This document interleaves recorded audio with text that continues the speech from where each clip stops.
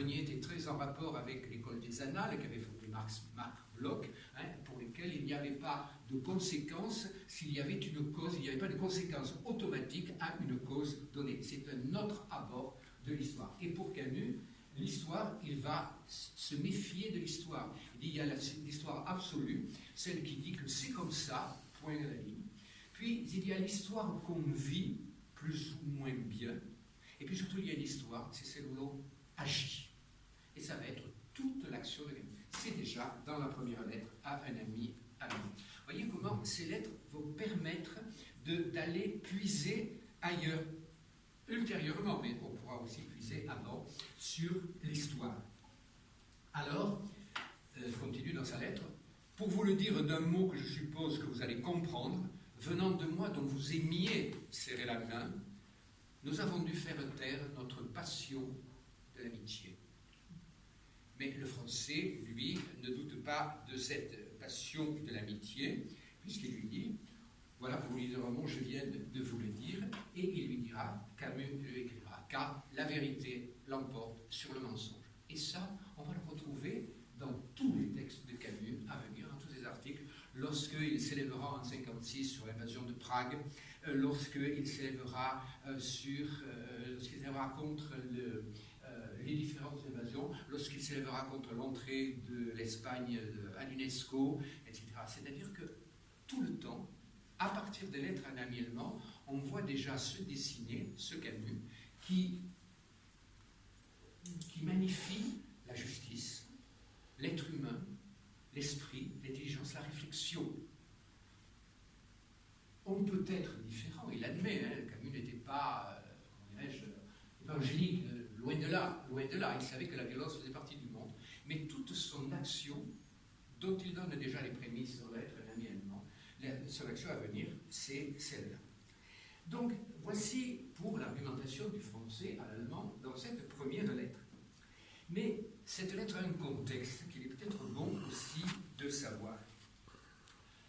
Lorsqu'il publie dans la presse clandestine cette lettre à un ami allemand, Camus a déjà publié Nos.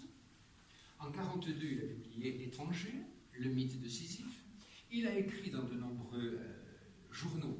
Autrement dit, il n'est pas un inconnu en littérature, dans l'écriture. Il n'est pas un inconnu. Et donc, ça aussi, cela permet de voir comment il faut aborder cette lettre. Et tout ce qu'il écrit là, cette résistance à l'Allemagne nazie, quand on se reporte à ce qu'il avait écrit avant, par exemple dans Nos, lorsqu'il se promène dans Tipaza, et qu'au milieu des ruines, il va remettre une vie dans ces ruines. C'est aussi une façon, cette histoire dont il dit à l'ami allemand, pour vous l'histoire c'est une conséquence, vous avez une puissance, donc vous allez amuser. Pour nous c'est autre chose, quand il se promène à Tipaza et qu'il sent les odeurs, qu'il voit les fleurs, et qu'il remet de la vie dans l'histoire, hein, c'est aussi une façon d'aller à l'encontre de cette force, de cette violence et de cette puissance. Lorsqu'il publie L'étranger, bon, Agnès vous a parlé ici de L'étranger, c'est un livre culte, l'un des livres phares, l'un des livres difficiles aussi. Vous voyez quelle est la fonction de l'amitié et de l'amour même dans L'étranger, et du meurtre aussi, hein, bien évidemment, et même de la puissance du soleil qui est là pour représenter aussi ce qui est l'espoir de quelque chose. Voilà. Donc, ça, ce contexte est intéressant. Mais ce qu'il faut savoir aussi, et les lettres à l'ami allemand répondent, c'est que en 1934, à la demande de Charles Maurras, l'éditeur Sorlo publie une traduction de Mein Kampf 1934, publie une édition tronquée de Mein Kampf sans en avoir demandé l'autorisation à Hitler, lequel va faire un procès à Sorlo, lequel Sorlo deviendra pendant la guerre un affreux collabo. Il a publié un livre effroyable, que j'ai apporté ici, un livre effroyable, regard sur l'histoire, et donc Mein Kampf, c'est connu dès 1934 en France. C'est publié en traduction. Maurras, en 1937, va publier Mes idées politiques. Je vous ai parlé tout à l'heure des émeutes du 6 février 1934. Et dans le contexte aussi, je vous rappelle les mots de Laval le 22 juin 1942, je souhaite la victoire de l'Allemagne parce que, sans elle, le bolchevisme, demain, s'installerait partout. 1942, c'est bon à savoir. Aussi, les brochures de propagande, je vous allais apporter quelques-unes, alors je les collectionne bien malgré moi, des brochures de propagande, les cahiers de la Jeune France, comment reconstruire la France, de la nécessité de régionalisme, c'était ce que publiait le régime pétainiste. Ça, c'était distribué tant qu'on le voulait. Voilà. Ça fait partie de ces choses qui ne sont pas forcément concernées, mais quand on les lit, on a froid dans le dos. Mais cela permet de relativiser aussi notre vue de l'histoire. Les mots de Laval et la France et l'esprit, les vertus que Pétain va donner. Et en 40, je les ai apportées ici, le maréchal Pétain publie chez L'Ardancher, qui est un éditeur lyonnais, qui a encore pignon sur lui d'ailleurs, publié en 1941, Paroles aux Français. Alors, j'ai trouvé ça l'autre jour. Bon, c'est assez effrayant, mais voilà. C'est vers l'avenir que désormais nous devons tourner nos efforts. Un ordre nouveau commence. Vous serez bientôt rendus à vos foyers. Certains vont les reconstruire. Voilà à peu près des choses que disait le maréchal. Une note. Je ne veux pas terminer cette allocution sans adresser un message spécial aux Parisiens et à l'ensemble de la France occupée. Paris, cœur et cerveau de la nation, creusé où s'élaborèrent de tout temps les destinées de la patrie, demeure pour les Français le siège de l'autorité gouvernementale. Dès l'entrée en vigueur de l'armistice, mon gouvernement s'est efforcé d'obtenir du gouvernement allemand la possibilité de rentrer à Paris et à Versailles. C'est écrit. C'est-à-dire, je demande aux Allemands l'autorisation de rentrer. Or, le 7 août, le gouvernement allemand m'a fait connaître que tout en maintenant son acceptation de principes déjà inscrites dans la convention d'armistice, il ne pouvait, pour des raisons d'ordre technique, et tant que certaines conditions matérielles ne seraient pas réalisées, autoriser ce transfert. Il faut donc attendre encore, mais je crois pouvoir vous assurer qu'il ne s'agit plus que d'un délai.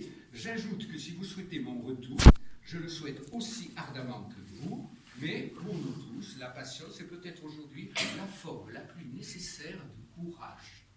Voilà ce que disait le maréchal Pétain sur les antennes de Radio Paris. D'ailleurs, ce qu'on disait, Radio Paris non, Radio Paris non, Radio Paris est allemand. Voilà. Eh bien, ça passait. Alors, je ne vous figerai pas le reste de... Si, nos relations avec l'Allemagne sont définies par une convention d'armistice, c'est le 12 août 1941, dont le caractère ne pouvait être que provisoire. La prolongation de cette situation la rend d'autant plus difficile à supporter qu'elle régit les rapports entre deux grandes nations. Quant à la collaboration offerte au mois d'octobre 1940, le mot offerte, par le chancelier du Reich, dans les conditions dont j'ai apprécié la grande courtoisie, elle est une œuvre de longue haleine et n'a pu encore porter ses fruits, etc., etc., etc. La courtoisie du chancelier Hitler, mais je vous en prie, très courtois, tout le monde le sait. Voilà, mais c'était diffusé, ça passait. Quand on lit ça, on se dit, mais attends, qu'est-ce que je ferais de moi si on me racontait ce genre de choses-là? Voilà. Donc, lire les lettres d'Anna Allemand, c'est très bien, mais Camus répond indirectement, il y a tout un ensemble par la critique interne de choses auxquelles il répond. Mais ce sont aussi des mises en garde. Et dès l'accession de Hitler au pouvoir, il y a eu des mises en garde. Et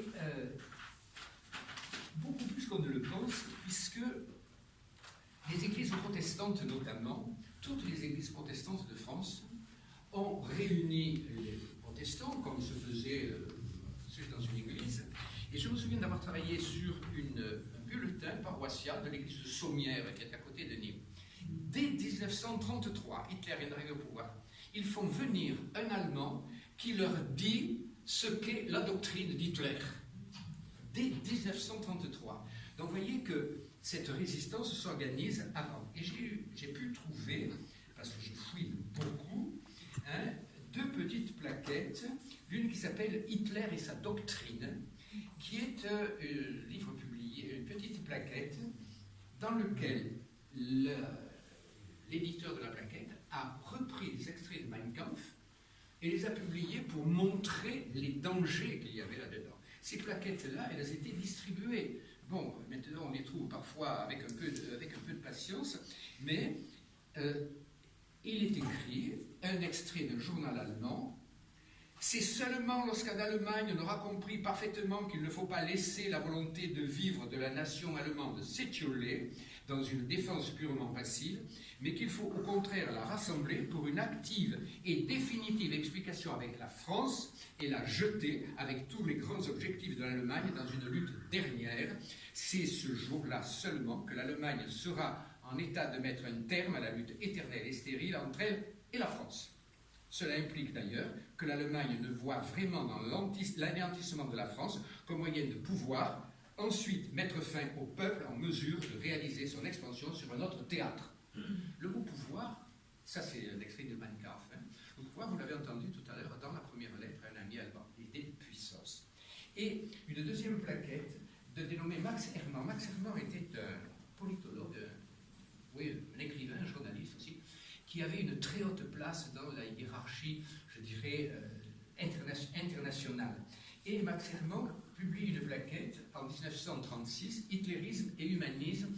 Et cette plaquette, en cherchant bien, eh bien, j'ai appris que le gouvernement, juste après la guerre, 39-45, certaines personnes ont fait la chasse chez les libraires pour essayer de faire disparaître ce document, de façon qu'il n'existe pas. Et Max Hermann, dans 2 conférences qu'il donne à l'École des sciences politiques, en janvier et le 4 février 1936, montre tous les dangers du régime nazi. Autrement dit, la résistance en tant que telle ne s'est pas créée, vous le savez, mais des petits documents comme ça le montrent, et les lettres en allemand le montrent elles aussi, ne s'est pas créée comme ça parce que les Allemands étaient sur le territoire. Déjà très longtemps avant, elle s'était organisée. Ces conférences sont passionnantes. Voilà. Il y avait aussi toutes les conférences et les publications de Georges Duhamel. Qui lit Georges Duhamel maintenant? Georges Duhamel était un écrivain qui a écrit le journal de Salavin. Certains peut-être d'entre nous, vu l'âge de certains dans la pièce, l'ont lu.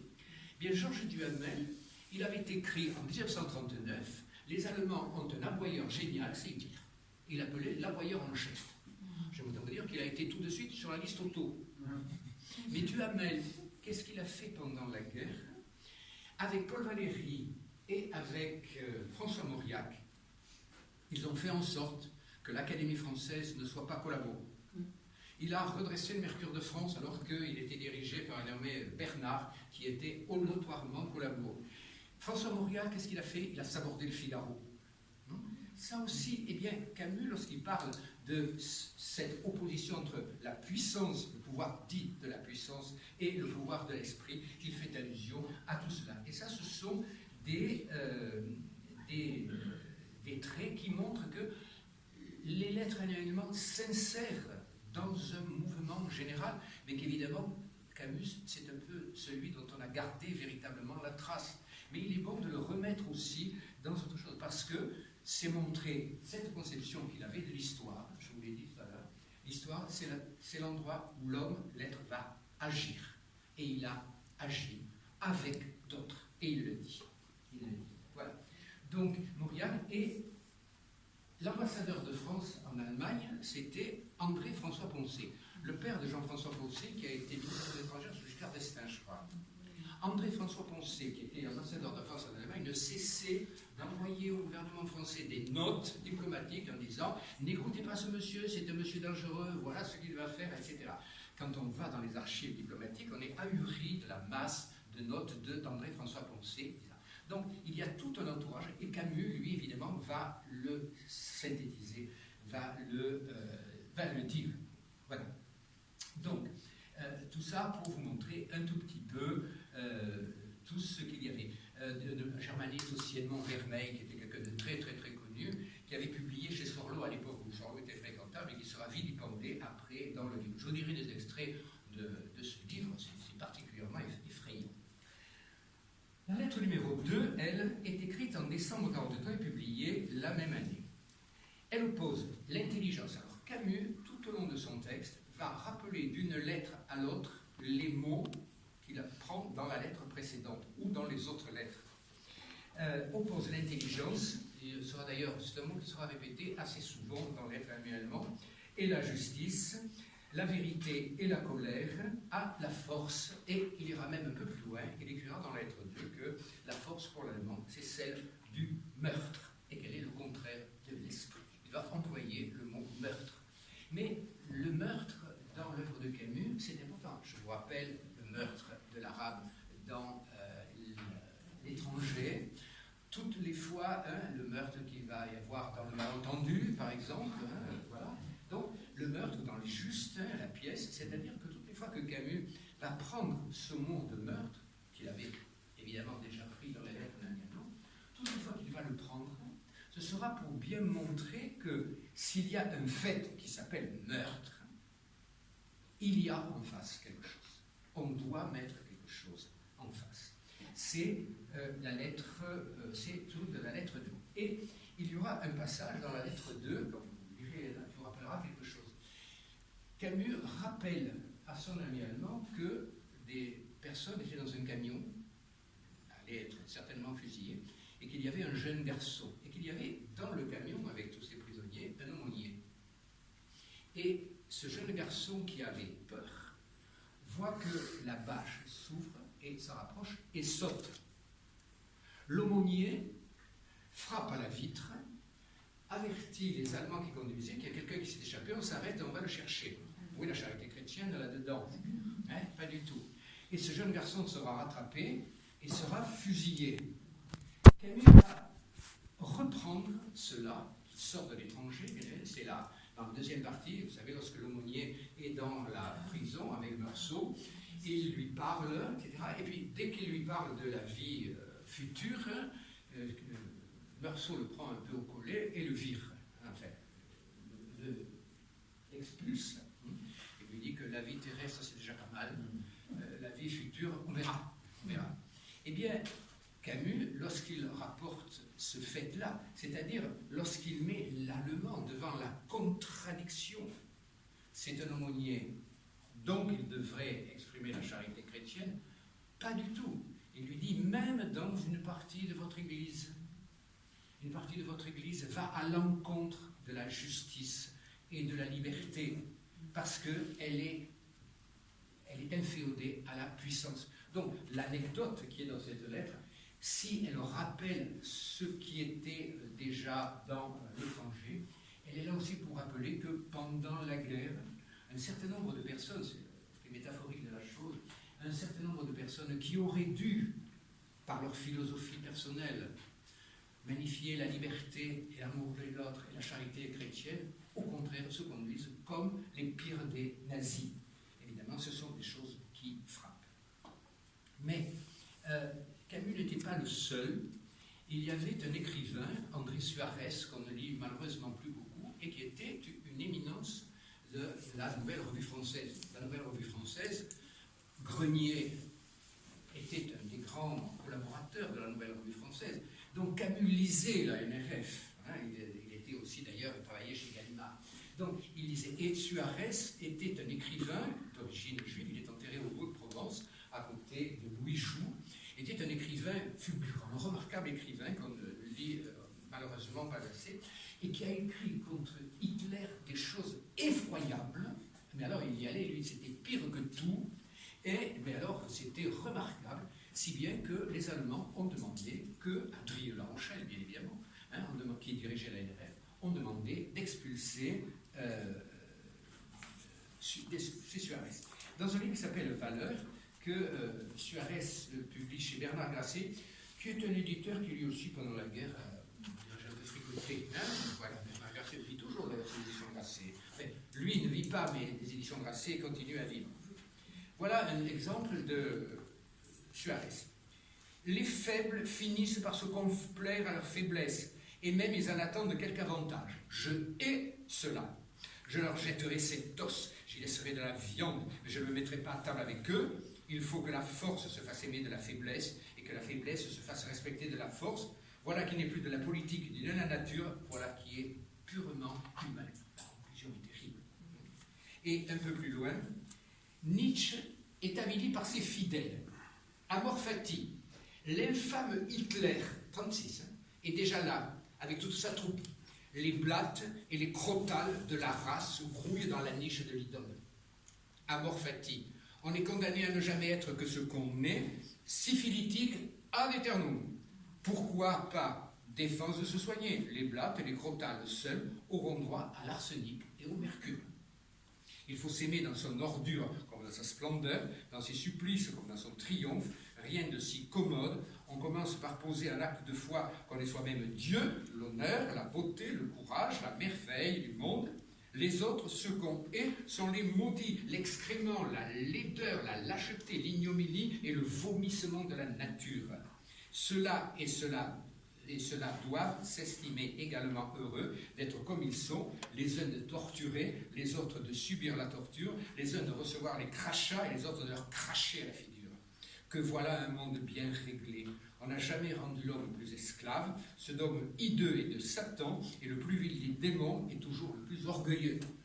Évidemment, quand Abetz et Epting disaient ce genre de choses-là, dès 1936, parce que Abetz, le fameux ambassadeur, il était déjà là, on comprend malheureusement qu'ils aient viré Suarez on n'approuve pas, on en oublie, mais voyez un petit peu comment Camus, si lui, Camus va rester dans une sorte de mesure du mot, Suarez, lui, il va y aller avec le plein pot. Donc, j'aurais pu vous lire aussi un le pétain, mais c'est pas la peine. La troisième lettre, qui va continuer la troisième, est peut-être, de toutes les lettres, la plus importante, c'est celle sur l'Europe. Et l'Europe, je vous renvoie à la conférence qu'Alessandro Bressolin a donnée ici, une des premières qu'il a donnée ici. La lettre 3, elle aborde donc ce thème qui sera une réflexion constante chez Camus, c'est l'Europe, une Europe fédérale. La patrie et l'Europe. Et Camus entend le mot patrie, qu'il écrit dans la lettre en allemand, comme la terre des pères. C'est-à-dire il est au-delà du travail famille-patrie. Pas du tout, ce n'est pas l'idée de Camus. Pas du tout. C'est et l'Europe. Celle-ci a été sans cesse pour Camus un idéal, mais Camus disait que l'Europe, et c'est pour ça que c'est intéressant dans la lettre en allemand, il disait que l'Europe est la chance de la paix, disait-il. Et ça, c'est intéressant. Alors que pour l'allemand, Camus écrit, le français écrit, si l'Europe pour nous est un territoire de paix, pour vous, lui dit-il, c'est une propriété. Vous voyez la façon dont Camus il oppose une situation donnée, le meurtre, la propriété, la force, la puissance, à une autre puissance qui est celle de l'esprit, de la volonté, de la réflexion. L'engagement au service de chacun. Je vais vous lire un extrait de cette troisième lettre. Ce qui sans doute vous le prouvera mieux, c'est l'aveu que je vais vous faire. Pendant tout ce temps où nous n'avons servi obstinément, silencieusement que notre pays, nous n'avons jamais perdu de vue une idée et un espoir toujours présents en nous et qui étaient ceux de l'Europe. Il est vrai que depuis 5 ans, nous n'en avons pas parlé, mais c'est que vous-même en parliez trop fort. Là encore, nous ne parlions pas le même langage. Notre Europe n'est pas la vôtre. Vous parlez de l'Europe. Mais la différence est que l'Europe, pour vous, est une propriété, tandis que nous nous sentons dans sa dépendance. Vous n'avez parlé ainsi de l'Europe qu'à partir du jour où vous avez perdu l'Afrique. Cette zone d'amour n'est pas la bonne. Cette terre où tant de siècles ont laissé leurs exemples n'est pour vous qu'une retraite forcée, tandis qu'elle a toujours été notre meilleur espoir. Votre trop soudaine passion est faite de dépit et de nécessité. C'est un sentiment qui n'honore personne, et vous comprendrez alors pourquoi aucun Européen digne de ce nom n'en a plus voulu.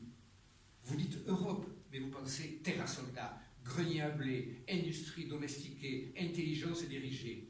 Vais-je trop loin?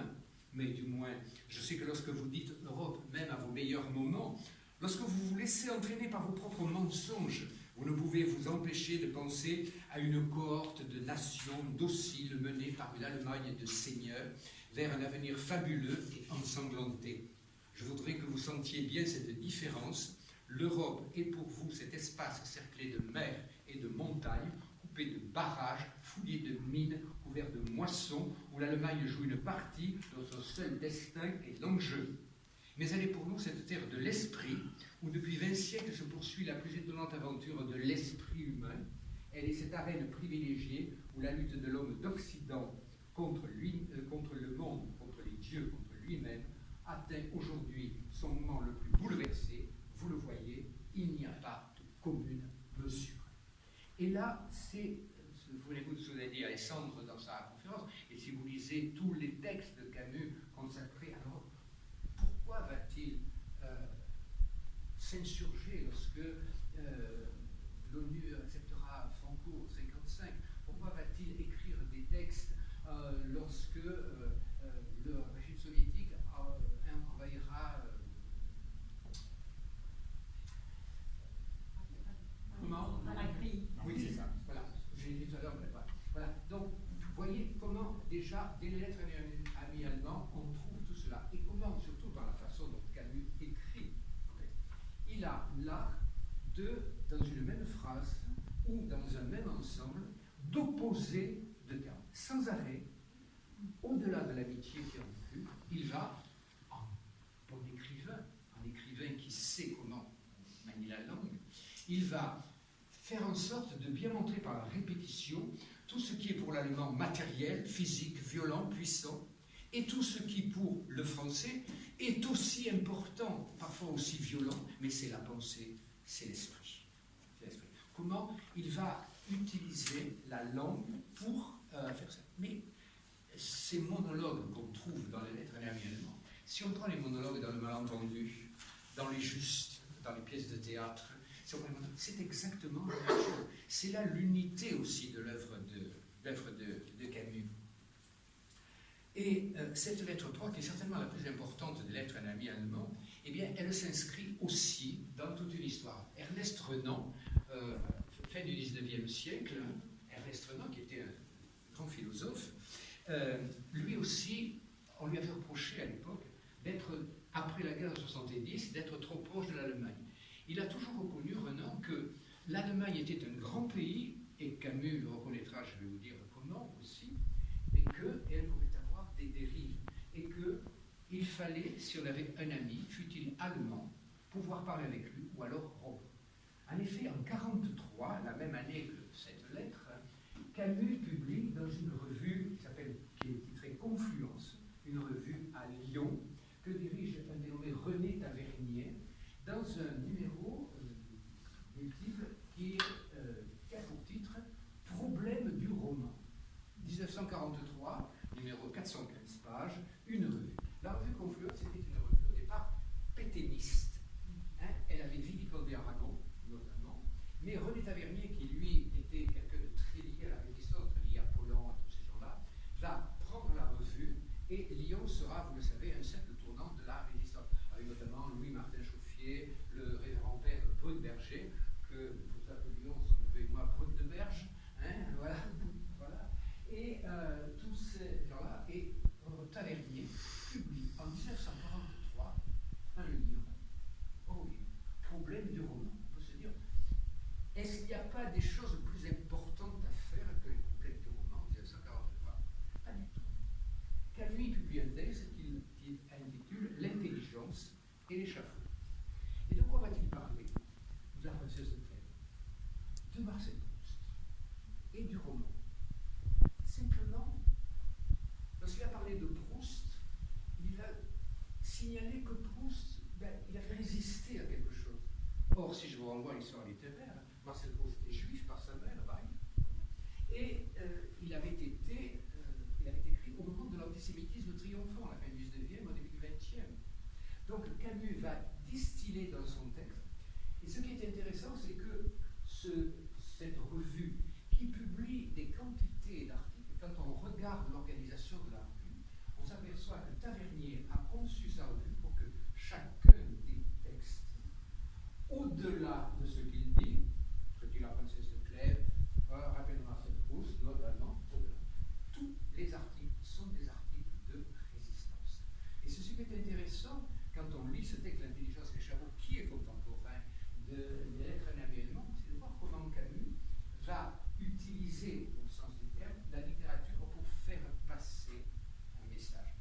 d'autres le font passer. Et donc, lire L'intelligence et l'échafaud comme un seul texte de critique littéraire, c'est le réduire en partie, puisqu'il participe à un ensemble. Comme pour la résistance, quelle ait été, avec un grand R, c'est-à-dire l'organisation donnée, ou quelle ait été dès 1940 le fait de certaines personnes qui se sont vite rendues compte de ce qu'il allait admettre, tous les moyens étaient bons. Et Camus est un de ceux qui a compris cela. Ne parlons pas évidemment de Trieux-La Rochelle, qui lui va être franchement collabo. Vous savez qu'il sera le directeur de la Nouvelle Revue Française, qui fera chasser Paulhan. La différence, c'est que dans le couloir de la Nouvelle Revue Française, la rue Sébastien Moutin, le bureau de Trieux était là, le bureau de Paulhan était juste en face. Et que chacun savait bien ce qui se passait chez l'autre. Simplement, Paulhan lui va organiser la résistance, alors que Trieux-La Rochelle lui fera ce qui lui arrivera, vous le savez, il va collaborer. Et il avait écrit dans un ouvrage qui s'appelle Le Jeune Européen, qui est publié en 26, je crois, et notre qui est issu 27, et notre Genève de Moscou en 28. Il avait écrit: si la capitale politique et économique des États-Unis d'Europe ne se fait pas, si Genève ne se fait pas, Moscou se fera. C'était reprendre les paroles de Laval, les paroles de Pétain. Voilà ce qui s'écrivait à cette époque-là. La lettre 4 sera publiée, je vous l'ai dit, à la Libération dans l'édition complète des Œuvres. Et c'est celle qui va manifester, peut-être avec, dans l'écriture de Camus, peut-être le plus de poésie, mais d'une poésie extrêmement contenue, extrêmement émouvante. Elle commence par un incipit très célèbre, quatrième lettre. Voici venir les temps de votre défaite. Je vous écris d'une ville célèbre dans l'univers et qui prépare contre vous un lendemain de liberté. Elle sait que cela n'est pas facile et qu'il lui faut auparavant traverser une nuit encore plus obscure que celle qui commença il y a 4 ans avec votre venue. Je vous écris d'une ville privée de tout, sans lumière et sans feu, affamée, mais toujours pas réduite. Bientôt, quelque chose y soufflera dont vous n'avez pas encore l'idée. Si nous avions de la chance, nous nous trouverions alors l'un devant l'autre. Nous pourrions alors nous combattre en connaissance de cause. J'ai une juste idée de vos raisons, et vous imaginez bien les miennes. Vous voyez comment déjà. Et c'est l'aboutissement de ce que Camus avait écrit dès la Première Guerre mondiale, dès la première lettre, c'est-à-dire on voyait arriver la défaite du régime nazi. Mais là, Camus va le répéter avec une plus grande résistance et une forme de poésie, si je puis dire, une forme de poésie assez dure. C'est dur. Mais c'est à l'époque, au début de 1944 aussi, où vous comptez évidemment bien venir la défaite allemande, et où on commençait à résister de façon beaucoup plus ouverte. Et une formule que nous avons tous entendue au cours de nos études, nach Paris, les Allemands qui disaient nach Paris, vers Paris. Ce n'est pas une formule de 1940, c'est une formule de 1920. C'est le titre d'un livre de Louis Dumur, qui était un écrivain suisse, d'origine suisse, et qui avait publié ce livre en 1920. Et la formule était toujours d'actualité à l'époque, puisque le maréchal Pétain disait lui aussi, je vous ai lu tout à l'heure, mais je vous rappelle un tout petit peu, il y a Paris, cœur et cerveau de la nation, creusés où s'élaborèrent de tout temps les destinées de la patrie, demeure pour les Français le siège de l'autorité gouvernementale. Et c'est là, dès l'entrée de l'armistice, j'ai demandé au bon chancelier Adolphe d'avoir la possibilité de rentrer à Paris, à Versailles. Petite parenthèse, vous savez qu'il est interdit de prénommer un garçon Adolphe en Allemagne maintenant. C'est totalement interdit. Voilà. Mais on peut pas les afficher là. Voilà. Donc, dans cette dernière lettre, Camus va reprendre toute son argumentation et je vous en lis des passages, un autre passage. J'ai choisi, au contraire, pour rester fidèle à la terre. Je continue à croire que ce monde n'a pas de sens supérieur, mais je sais que quelque chose en lui a du sens et c'est l'homme. parce qu'il est le seul être à exiger d'en avoir. Ce monde a du moins la vérité de l'homme, et notre tâche est de lui donner des raisons contre le destin lui-même. Et il n'a pas d'autre raison que l'homme, et c'est celui-ci qu'il faut sauver si l'on veut sauver l'idée qu'on se fait de la vie. Votre sourire et votre dédain me diront « Qu'est-ce que sauver l'homme ?» Mais je vous le crie de tout moi-même, ce n'est pas le mutiler, c'est donner ses chances à la justice qu'il est le seul à concevoir. Voilà pourquoi nous sommes en lutte. Voyez comment l'argumentation qui, de lettre à lettre, par la reprise de certains mots, va frapper. C'est-à-dire qu'on ne peut pas, à la lecture de ces lettres à un ami allemand, ne pas être frappé du style de Camus, qui sera celui de toute son œuvre, avant les lettres et après les lettres. C'est-à-dire qu'il va distiller, instiller dans ses textes des mots forts, qui, revenant avec insistance, montreront que c'est sur cela que nous devons agir comme il a agi lui. La justice, la liberté, le respect de l'intégrité morale et physique de l'être humain. Voilà. Cette lettre entérine donc la fin définitive de l'amitié. Ça, c'est l'événement. Si on métaphorise cela, c'est dans la vie, quand il y a vraiment des oppositions avec quelqu'un, et que ce quelqu'un n'a à la bouche que la violence, il ne faut pas continuer. Il faut savoir se prendre en main. C'est la leçon, une des leçons des lettres à un ami allemand. Donc, dès la première lettre, l'amitié, évidemment, était rompue. L'importance de la volonté. Et si au début, Camus lui dit « nous étions opposés », maintenant, ils sont séparés. Et c'est la fin qui est la fin de cette lettre à un ami allemand. Et il faut aussi remarquer une chose, c'est que jamais dans ces 4 lettres, même dans la note qui sert de l'hypothèse à cela, jamais, si Camus emploie le mot « ennemi », il ne lui dit pas « je suis votre ennemi ». Il dit « c'est vous qui êtes mon ennemi ». C'est-à-dire qu'il se met dans une situation de ne pas avoir d'ennemis, mais de montrer qu'il y a des gens qui ont, par définition, l'envie d'être des ennemis. Voilà la fin de les lettres à un ami allemand.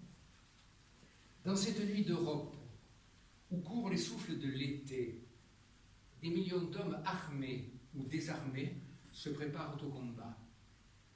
L'aube va poindre, vous serez enfin vaincus. Je sais que le ciel qui fut indifférent à vos atroces victoires le sera encore à votre juste défaite. Aujourd'hui encore, je n'attends rien de lui. Mais nous aurons du moins contribué à sauver la créature de la solitude où vous vouliez la mettre. Pour avoir dédaigné cette fidélité à l'homme, c'est vous qui, par milliers, allez mourir solitaire. Maintenant, je puis vous dire adieu. Voilà la fin de la lettre. Bon. Le moins qu'on puisse dire, c'est que c'est sans concession. Sans concession.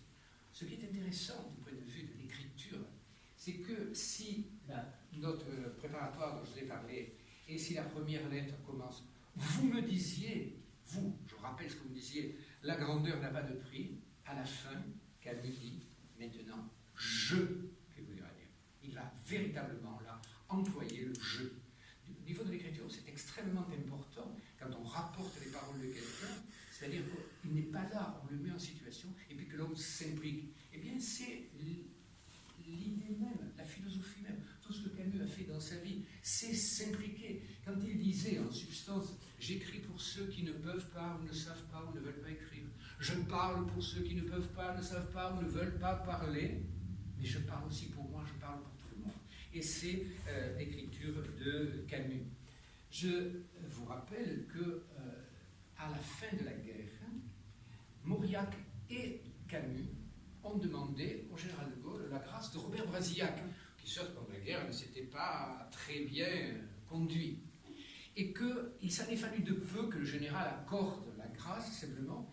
Quelqu'un a mis, lorsqu'ils étaient en train de demander la grâce, a mis sous les yeux du général un numéro du journal Collabo, en montrant un article effroyable de Brasillac, que le général a refusé la grâce. Mais Camus, qui était opposé à la peine de mort, toute sa vie il a été opposé à la peine de mort, il demandait la grâce parce qu'il disait, il avait dit en substance, derrière tout meurtrier, il y a un homme.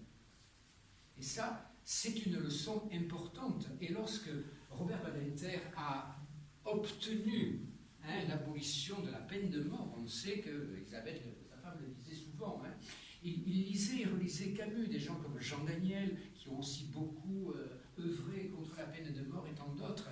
Camus, malgré les situations les plus affreuses, disait que derrière tout meurtrier, il y a un être humain. Et c'est aussi une des leçons de ces lettres à un ami allemand. Voilà. On appellera son ami l'homme de l'injustice, par exemple. Donc, dans la fin de ces lettres, cette approche de lettres à un ami allemand, je me rappelle un mot de L'été, qui est un livre qui avait été publié avant. L'amitié est une vertu. Alors, il faut savoir que le mot vertu arrive souvent dans les lettres à un ami allemand. C'est-à-dire qu'il va le prendre comme le prenait la Rochefoucauld au XVIIe, comme quelque chose qui magnifie l'homme. Lorsque Pétain, dans ce discours, va parler de la vertu, ce ne sera pas du tout la même chose. Ce sera la vertu que le bon chancelier lui a donnée, ce sera la vertu des Français qui, ben, c'est pas ça, on n'a pas obtenu, mais quand même, vous êtes vertueux, etc. C'est pas du tout la même chose. Alors, ces regards sur l'histoire, c'est absolument effrayant, parce que Karl Epting, qui était l'adjoint de Otto Abetz, Karl Epting, qui s'occupait de l'Institut allemand à Paris, qui était quelqu'un d'extrêmement cultivé, pro-nazi de pied en cap, mourra en Allemagne en 1979 de sa belle mort. Voilà. Et bien Karl Epting publie chez Sorlo Regard sur l'histoire. Et il y a notamment un passage, mais il faudrait tout le lire, mais c'est effrayant. Il fait effrayant, est reçu à la mairie de Bordeaux par le maire, M. Marquet, qui sera d'ailleurs débarqué à la fin de la guerre et qui sera remplacé autoritairement par Chaban-Delmas. C'était celui qui prendra la place. Et donc, tout ce livre, Regard sur l'histoire, est un livre écrit par des Français collabos, auxquels répondent des Allemands nazis, pour montrer les bienfaits de la conquête allemande. Et ça s'appelle Regard sur l'histoire. Le titre est très anodin. Évidemment, l'intérieur l'est beaucoup moins. Et le professeur Grimm écrit Faisons la paix franco-allemande. Alors, la paix franco-allemande, on peut en parler, bien évidemment, on en parlera. Mais voilà, M. Marquet, le maire de Bordeaux, le reçoit et lui dit à ce jour, le jugement des hommes et la leçon des faits ont été sévères pour ceux qui préconisaient une politique de rapprochement franco-allemand. Mais il est impossible que les épreuves que l'Allemagne a subies il y a 20 ans et que la France traverse aujourd'hui soient sans effet sur leurs relations. Des insensés se réjouissent du nouvel aspect qu'a pris la guerre. Ils n'ont pas saisi le sens profond des événements exceptionnels qui se déroulent sous nos yeux. Trois formes de civilisation s'affrontent. Le libéralisme capitaliste et parlementaire que défend l'Angleterre, le bolchevisme marxiste et stalinien qui a mobilisé l'armée russe, le national-socialisme qui a engagé dans la lutte toutes les forces de l'Allemagne. Ce n'est plus une guerre comme les autres, c'est sur un plan international une guerre civile dont l'issue fixera notre destin, etc., etc. Et il va continuer en disant « À la lumière des événements, la croisade qu'il a entreprise pour le rapprochement de nos pays prend sa pleine valeur. Écoutez-le comme des Français qui, voulant sauver la France, ont enfin compris que le rapprochement franco-allemand est la condition de la sauvegarde de la civilisation occidentale. » Tout ça, c'est 1941. Et le professeur Grimm lui répond. Quand Hitler arriva au pouvoir, il s'offrit encore une nouvelle occasion de collaborer, une occasion inouïe, inespérée. On vit Hitler qui, lors de l'occupation de la Ruhr, avait écrit des mots durs contre la France, comme du reste tous les patriotes allemands à notre époque. Se faire le champion du rapprochement, de la réconciliation, proclamer que le plus grand rêve de sa vie serait, après avoir uni l'Allemagne, de faire la paix franco-allemande, de triompher de l'idée néfaste de l'ennemi héréditaire. De nouvelles idées semblaient se faire jour. Des hommes, des femmes de tous les partis en France et en Allemagne élevaient leur voix en faveur de la paix franco-allemande. Sur les tombes des millions de soldats morts pour la patrie, les anciens combattants de la Grande Guerre se donnaient la main pour se réconcilier, et il en était de même de nos jeunesses, des différentes professions, de tous ceux qui travaillaient. Et ce fut en vain, car des hommes qui étaient intéressés empêchaient ce rapprochement intervers, des hommes intéressés qui, pour la plupart, n'étaient même pas français, mais juifs ou anglo-saxons. On prêcha la guerre idéologique en comptant sur la survivance d'idées historiques, tandis qu'en Allemagne, selon les ordres formels d'Hitler, on interdisait la moindre parole susceptible de nuire à la politique de rapprochement. En France, un gouvernement faible, soumis à toutes les influences judéo-maçonniques, toléré qu'une presse ignoble, insulta chaque jour le Führer de l'Allemagne. Voilà ce que lui répond le professeur Grimm en toute impunité et que Sorlo publie. Et tout le livre est de cette teneur. Évidemment, quand on sort de là, on est irrépressible, envie de vomir, mais on se dit, oui, ça a été dit, ça a été écrit, ça a été proclamé par des Français qui n'avaient qu'une hâte, c'est de souhaiter la victoire de l'Allemagne, pas seulement comme Laval l'a souhaité, mais encore pire. Voilà. Et donc, Camus avait rendu compte dans la NRF d'un livre d'Éric Maria Remarque. Celui qui avait écrit À l'Ouest, rien de nouveau. Ça a été un best-seller, Éric Maria Remarque. Il avait rendu compte d'un livre qui s'appelle Les Camarades. Et le livre, d'ailleurs, ainsi que À l'Ouest, rien de nouveau, avait été brûlé par les nazis en place publique, parce qu'ils ont fait les grands autodafés pour... Et d'ailleurs, Éric Maria Remarque avait été déchu de sa nationalité allemande en juillet 1938. Et Camus écrivait, apparemment, ce qui reste intact dans ces âmes, celles des trois camarades, Roby, Lenz et Koster, qui sont ceux des protagonistes des camarades. Ce qui reste intact dans ces âmes, devant la trahison du monde et des idées, c'est leur confiance dans l'homme. L'amitié est un thème assez neuf en littérature, du moins n'est-il pas souvent exploité, c'est qu'elle exige une certaine aristocratie du cœur qui n'est pas si commune. Il écrivait ça en 1938, c'est-à-dire 5 ans avant l'être annuellement. Et vous voyez comment l'œuvre de Camus est une œuvre linéaire dans ses grands thèmes, sa grande philosophie, et que toute sa vie, sa courte vie, Camus a œuvré pour cela.